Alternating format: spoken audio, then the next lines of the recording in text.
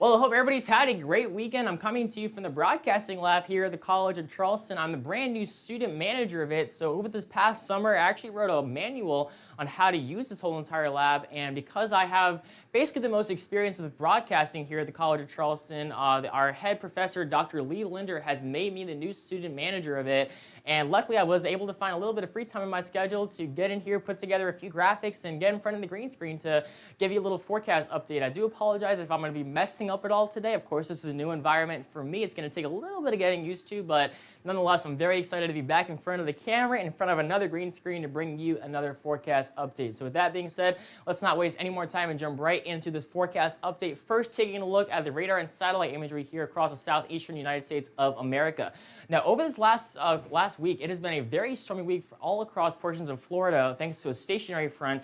But over the last 36 to 48 hours, this stationary front has kind of lifted back to the north a little bit, and as it's been drawing a lot of moisture in the mid to upper levels of our atmosphere, it has increased a lot of the cloud cover out there. There hasn't been a lot of rain out there because of some relatively drier air in the lower levels, but that's why it's been so cloudy.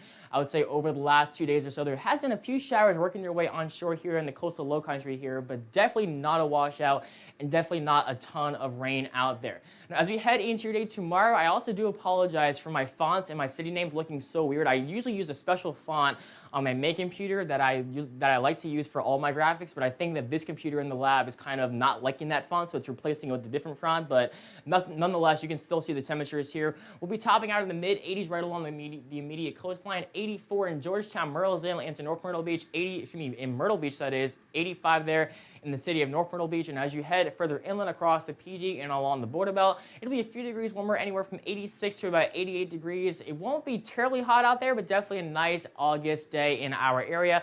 Thankfully, we should be looking at also more sunshine as we head into your day tomorrow. Definitely not a ton of cloud cover like we're currently seeing today, and only a very small chance of an isolated shower or thunderstorm, with the winds out of the northeast at about 5 to 10 miles per hour.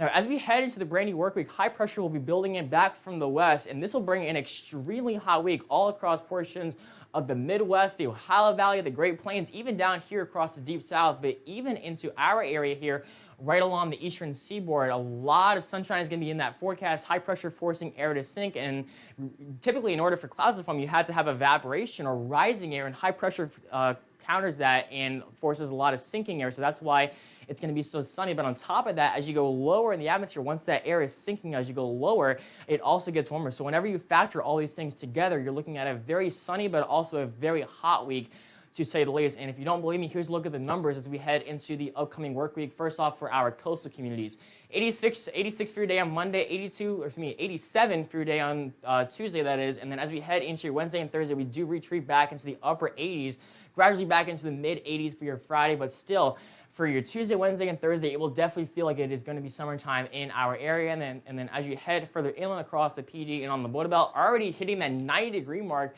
for your day on Monday, 93 for your Tuesday, 94 for your Wednesday, 95 for your Thursday. So definitely a very hot mid to second half of your week. And then we do go back down to 92 for your Friday. But from, I would say, Tuesday to about Thursday, it is definitely going to be some very warm temperatures out there, to say the least.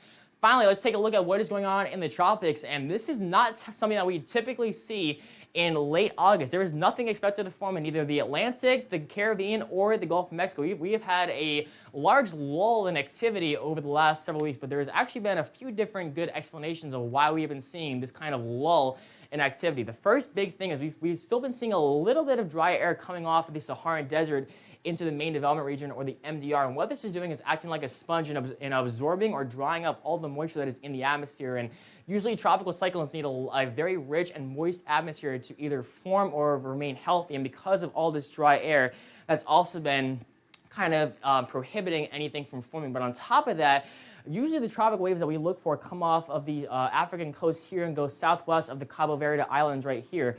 But recently, they've been going about 10 degrees north of that, just north of these islands, where the water temperatures are relatively cooler. And we all know that warm waters are the main fuel source for tropical cyclones. And the fact that they've been moving into somewhat cooler waters here, about 10 degrees north latitude of the Cabo Verde Islands, that has also been prohibiting anything from forming. So combined with the African dust and the somewhat cooler waters just to the north of these islands, that's why we've been seeing a lull in activity. However, don't let that fool you as we head into the end of this month, into September, one of the most active months of the hurricane season, and even into October as well.